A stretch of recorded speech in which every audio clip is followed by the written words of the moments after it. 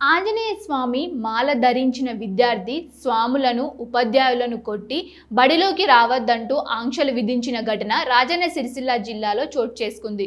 రుద్రాంగి మండల కేంద్రంలోని ప్రభుత్వ పాఠశాలకు అంజన్నమాల ధరించిన విద్యార్థి స్వాములను ఉపాధ్యాయులను కొట్టి స్కూల్కి రావద్దు అనడంతో వివాదానికి దారితీసింది. విషయం తెలుసుకున్న అంజన్న స్వాములు, బీజేపీ నాయకులు, బజరంగ్ దళ్ సభ్యులు ప్రభుత్వ పాఠశాలకు ర్యాలీగా చేరుకొని నిరసన తెలిపారు. బాధ్యులపై కఠిన చర్యలు తీసుకోవాలని డిమాండ్ చేశారు. ఇలాంటి సంఘటనలు పునరావృతం అయితే ఊరుకునేదే లేదని ఈ సందర్భంగా వారు హెచ్చరించారు. నేను బిగ్ షాప్ టైం అవుతుందని టైం అడుగుతానని పైన జ్ఞానేశ్వర్ అనే ఒక అబ్బాయి ఉంటాడు. ఆ బిగ్ షాప్ టైం అవుతుందని టైం అడుగుతానని పోతే వెనకకి వచ్చి చంపింది. ఇంకిద్దరు ముగ్గురిని చంపింది మా క్లాస్.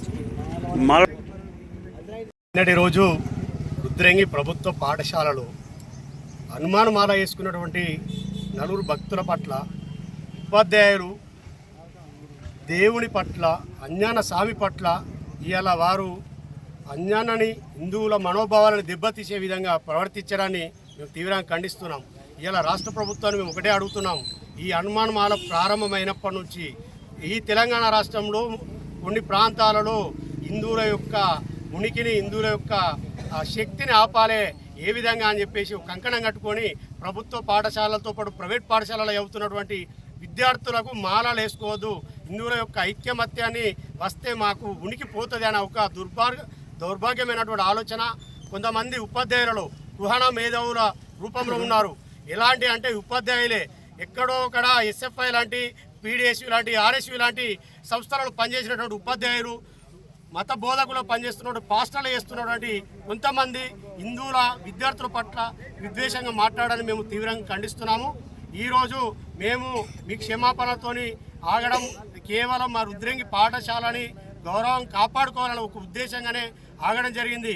రేపటి రోజున ఈ మా హిందువుల పట్ల, మా విద్యార్థుల పట్ల, మా హనుమాన్ బాలదారులే కానీ, అయ్యప్ప స్వాములే కానీ, శివస్వాములే కానీ, ఇలా ఏ స్వాములకైనా ఎక్కడైనా మీరు విచక్షణ రహితంగా కానీ అగౌరవపరిచే విధంగా హిందువుల మనోభావాలు దెబ్బతీసే విధంగా ప్రవర్తిస్తే మేము సహించము. రాబోయే రోజులలో మిమ్మల్ని ఎక్కడికక్కడ అడ్డుకుంటాము. నిన్నటి రోజు సుప్రీంకోర్టు గైడ్లైన్స్ ఇచ్చింది. ఇప్పుడు మరొకసారి చెప్తున్నాం, మీకు నిజంగా ఉపాధ్యాయులు ఎవరైతే మీరు ఉన్నారో, మీకు భారత రాజ్యాంగం మీద గౌరవం ఉంటే మీరు ఏ పద్ధతిలో అయితే జాబు తీసుకున్నారో అదే పద్ధతికి సంబంధించినటువంటి మతాన్ని అనుసరించాలి, బొట్టు పెట్టుకోవాలి, గుడికోవాలి. లేని పక్షంలో భారత రాజ్యాంగ నిర్మాత అంబేద్కర్ గారిని అగౌరవపరిచినట్టయితుంది. మీరు అదే విధంగా ఉండాలి. మీరు తక్షణమే మీ నౌకర్లకు కూడా రాజీనామా చేయాలి, లేదంటే హిందూ మతంలోకి స్వీకరించి ఇవాళ మీ జాబులు కంటిన్యూ చేయాలని మేము చెప్తున్నాము. లేని పక్షంలో మీ యొక్క నిన్నటి సుప్రీంకోర్టు గైడ్లైన్స్ ప్రకారం మీ అందరినీ మేము కోర్టుకి ఈడిసి మీ జాబులు పోయే వరకు కూడా పోరాటం చేస్తామని తెలియజేస్తున్నాం. భారత్ మాతాకి జై.